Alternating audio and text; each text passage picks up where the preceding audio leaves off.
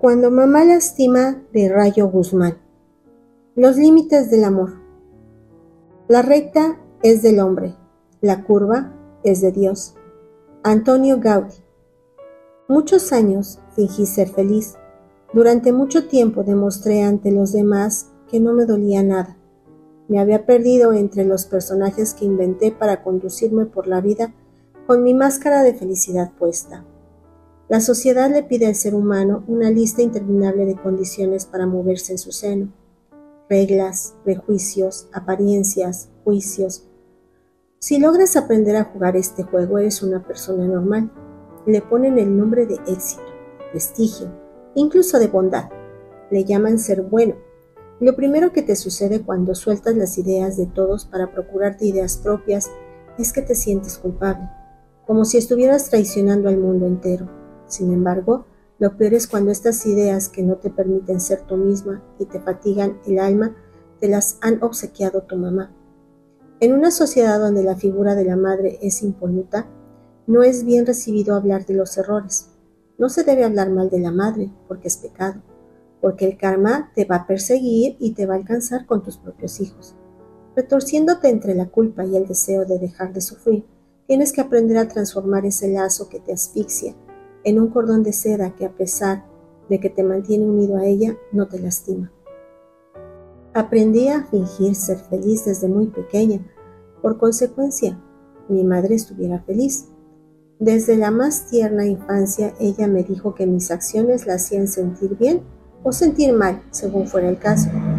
Si hacía lo que ella deseaba, su sonrisa permanecía en mi rostro. Sin embargo, si realizaba algo osado, algo distinto de lo permitido por ella, su semblante se ponía triste, me dejaba de hablar, me ignoraba. Aprendí desde muy pequeña a complacerla y a velar por su felicidad. Ella nunca ha sabido ser madre de hijos que sufren, que tienen sus problemas o que cometen sus errores.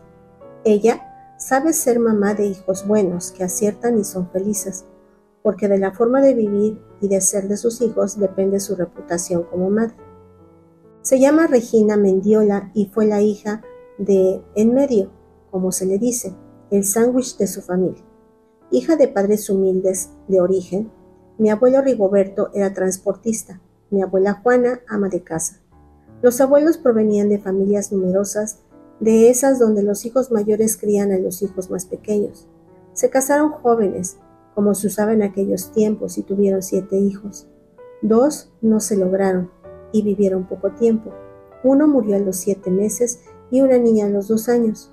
A la abuela Juana le pasó lo que le pasa a muchas madres. Se la pasan llorando por los hijos muertos y descuidan a los hijos vivos. La pena de perder a 2 de sus vástagos le hizo amargo el carácter y se desentendió de los demás para vivir un calvario perenne. Mi madre nació después de 3 y antes de 3. Siempre fue la de en medio, y quitando a los niños muertos, la dinastía de don Rodrigo y doña Juana quedó de esta manera por orden de nacimiento: Rigoberto, Santiago, Regina, Blanca y Berenice. El niño difunto había nacido entre Roberto y Santiago, y la niña fallecida entre Blanca y Berenice. Así que mi madre Regina siguió siendo el sándwich.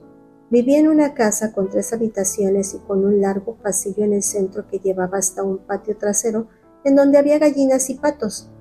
La casa de los abuelos siempre olía a plantas y a estiércol, porque o entraban las gallinas o se cagaban sobre los sillones de la sala, o llegaba mi abuelo Rigoberto con las botas llenas de excremento de la vaca después de entregar pacas de alfalfa en algún rancho de la región.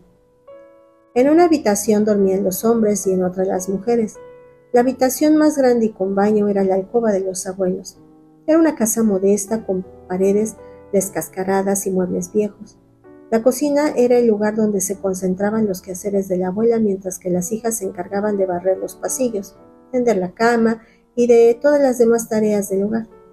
Los hombres se iban con el abuelo, quien tenía 2 camionetas de 3 toneladas, con las que salía a buscar fletes en los mercados o negocios de la ciudad.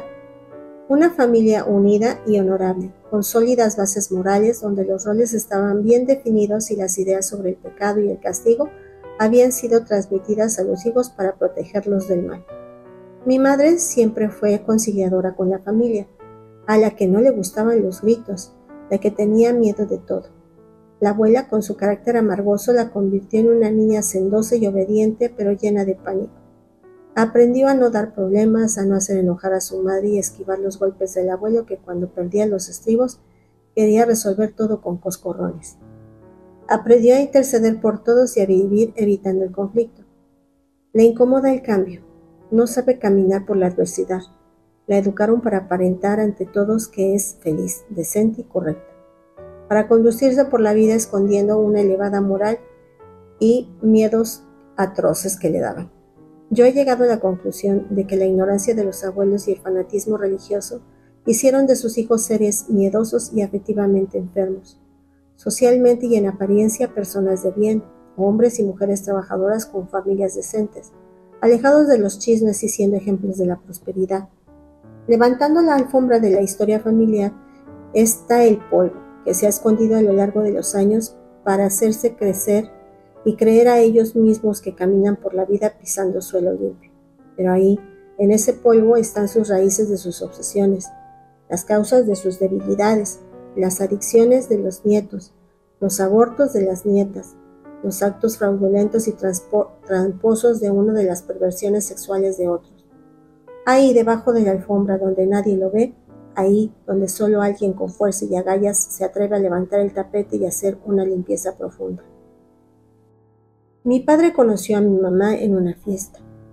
La abuela Juana les permitió a las 3 hermanas que asistieran a los 15 años de la hija de sus comadres.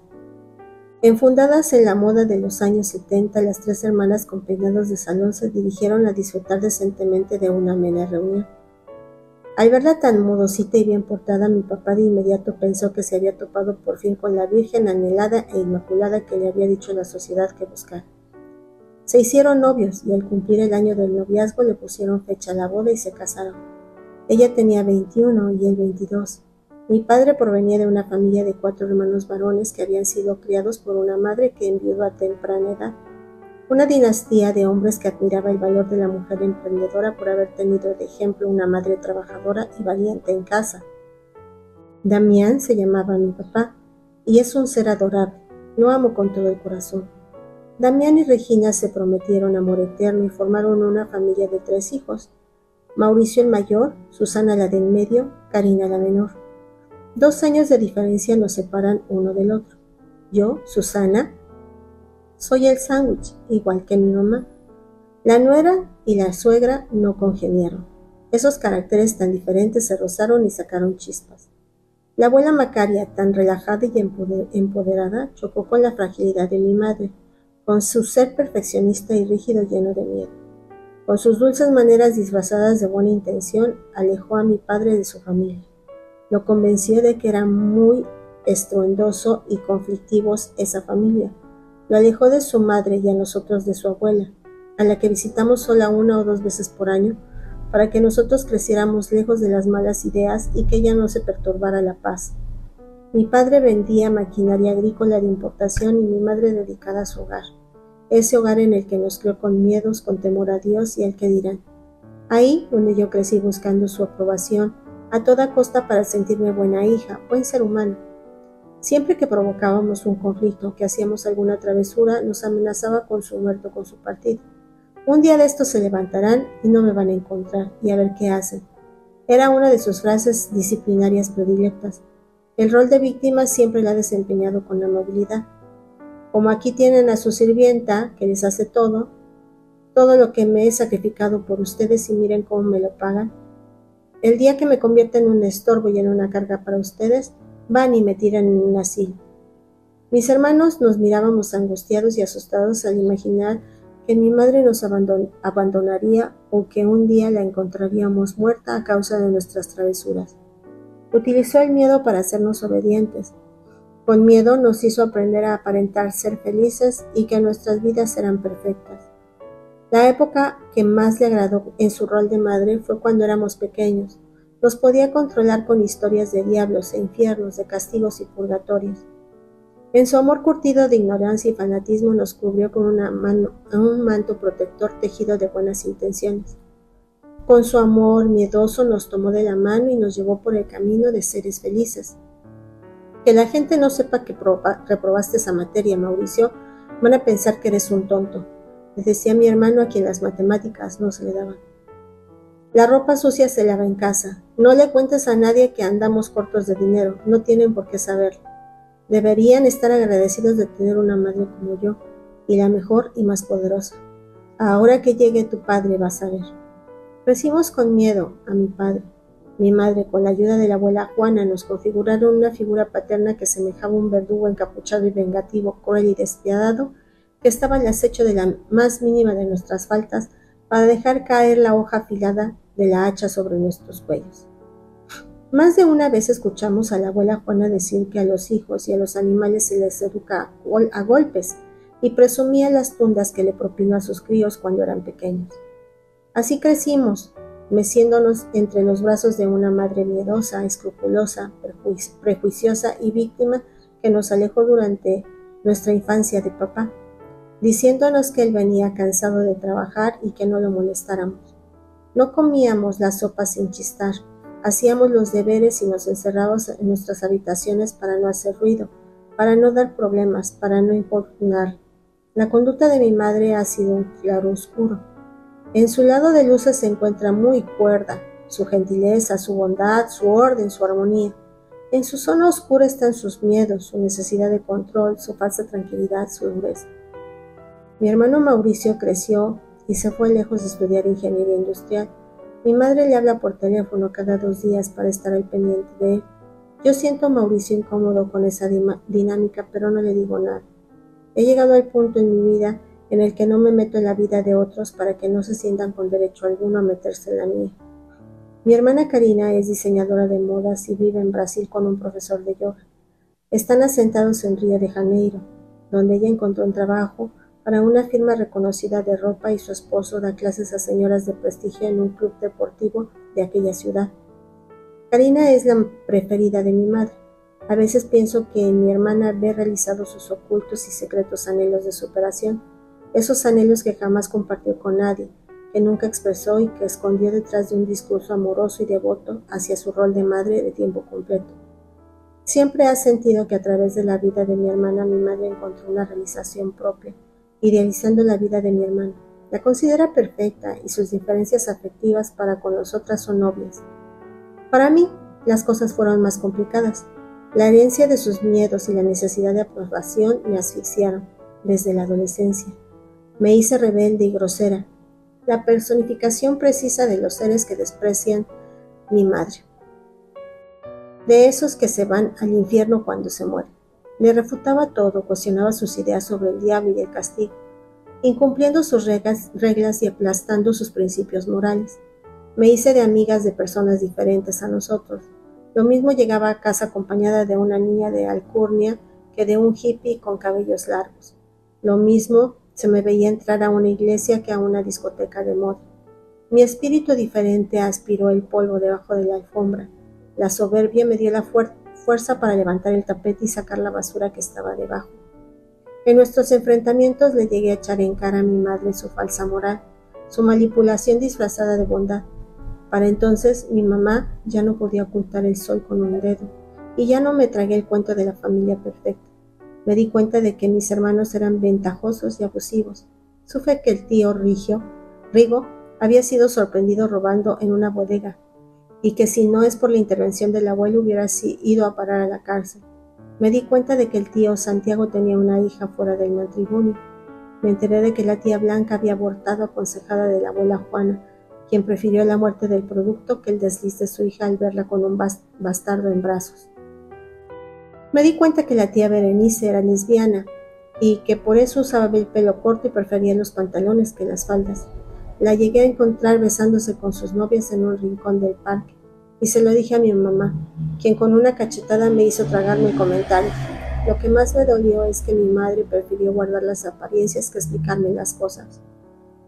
Me plantaba un par de cachetadas y me mandaba a mi cuarto en lugar de reconocer que su familia no era perfecta.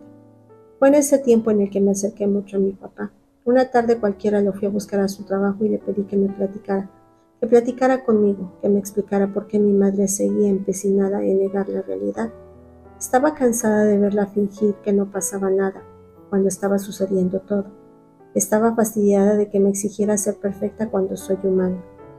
Mi padre me abrazó y me dijo que mi madre era como era y que no íbamos a cambiarla, que en el fondo es buena y que me ama, y que le hiciera como él, que le diera por su lado. Tal vez lo que me dijo no fue tan importante o valioso, pero lo más que aprecio es su abrazo, ese contacto cálido con el hombre que durante muchos años había percibido como un ogro. Lo trascendental fue ese vínculo que apareció entre nosotros. Mi madre se dio cuenta de nuestro acercamiento y comenzó a capitalizarlo. Me mandaba decir las cosas con él para evitar nuestras confrontaciones. Una tarde, por sugerencia de mi padre, le pedí perdón a mamá. Le dije que me disculpara, mis palabras groseras, mi carácter rebelde.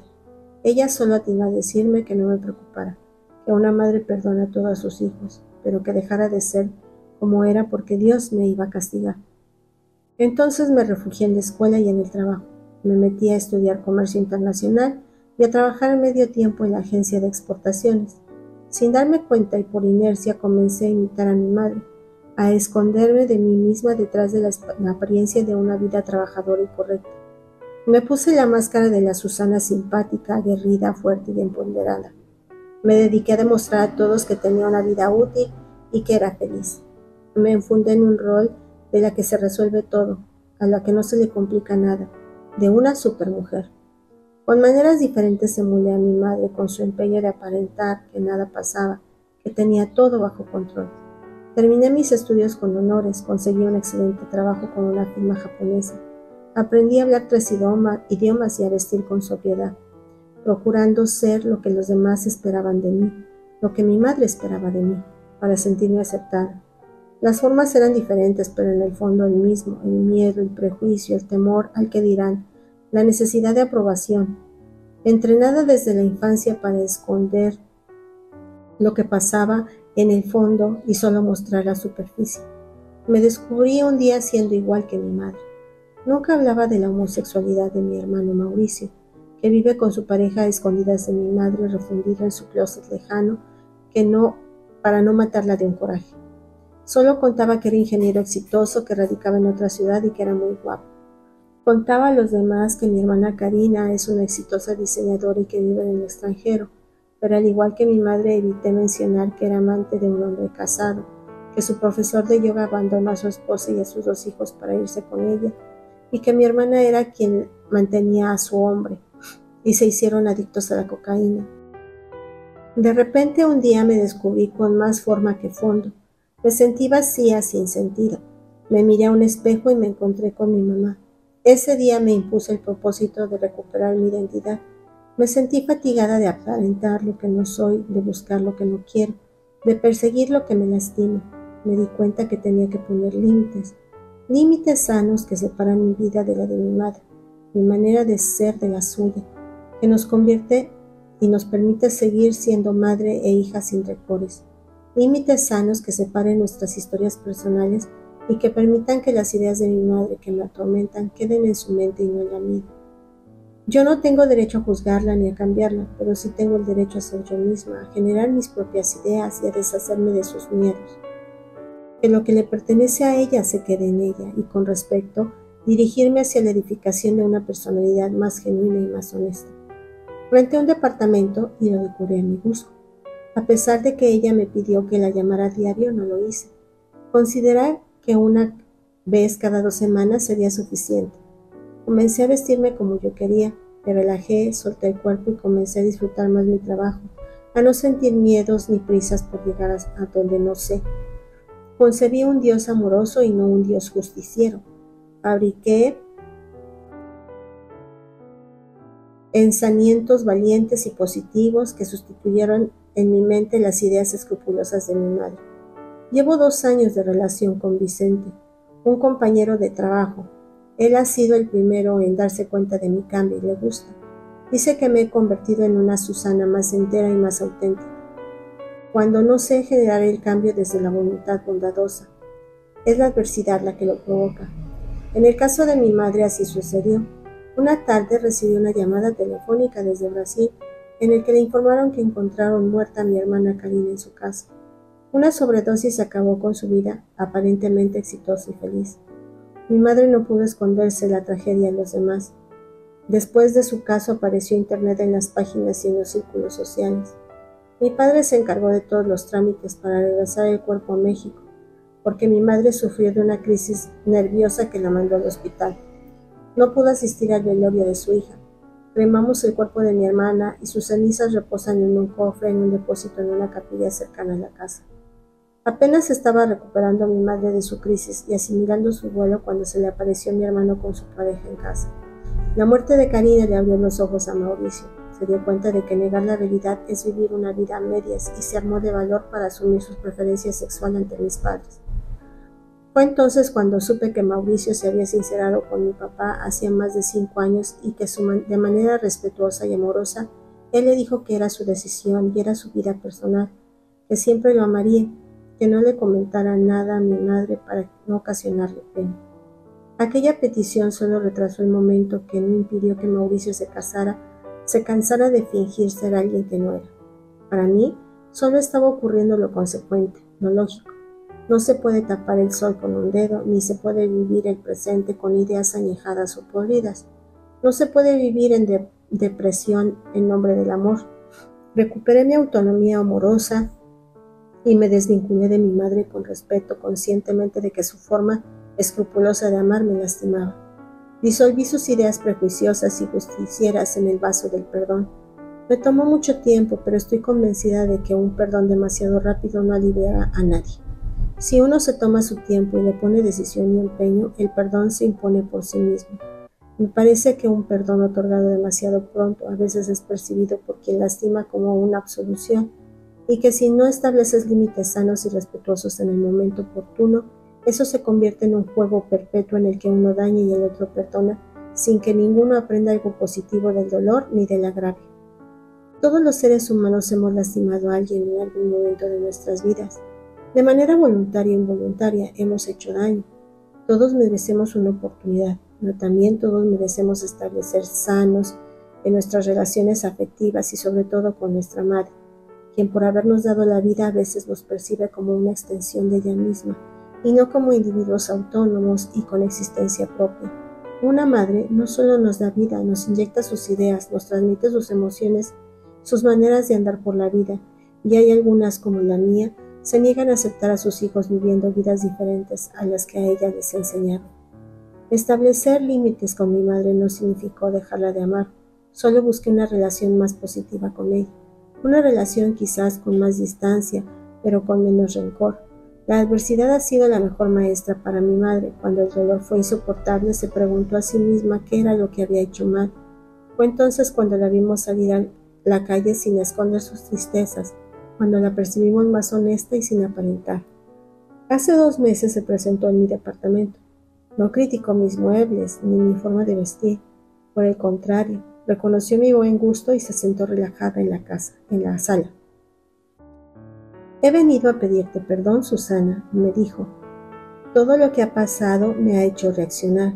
Quiero que perdones mi falta de cariño, mi forma tan seca de ser contigo. Quiero que me disculpes por compararte con tus hermanos, por dar más importancia a otras personas que a ti, por no confiar en tus capacidades, por pensar que eras tan fuerte que no necesitabas mis brazos, por mi falta de carácter y por transmitirte mis miedos, por juzgarte con dureza en tantas ocasiones, por no defenderte cuando debía haberlo hecho. Perdóname, hija. Me senté enfrente de ella y le di las gracias. Sentirla humana me llenó de gratitud. Prefiero una madre sensible y humana que una madre impoluta. La abracé como nunca antes lo había hecho durante mis 34 años de vida. Perdonar a mamá fue un regalo que le hice a mi corazón, pero que mi madre reconociera sus faltas y me pidiera perdón fue una bendición para mi espíritu. Dicen que el amor de una madre no conoce los límites. A mí me gusta pensar que el amor de una madre es más saludable cuando los conoces. Esos límites configurados con amabilidad, con respeto, con gratitud. Esos límites que con el paso de los años definen donde termina la madre y donde comienza el hijo. que los convierte en individuos independientes con existencias propias, unidas por un fino cordón espiritual, amoroso, que es irrompible y eterno.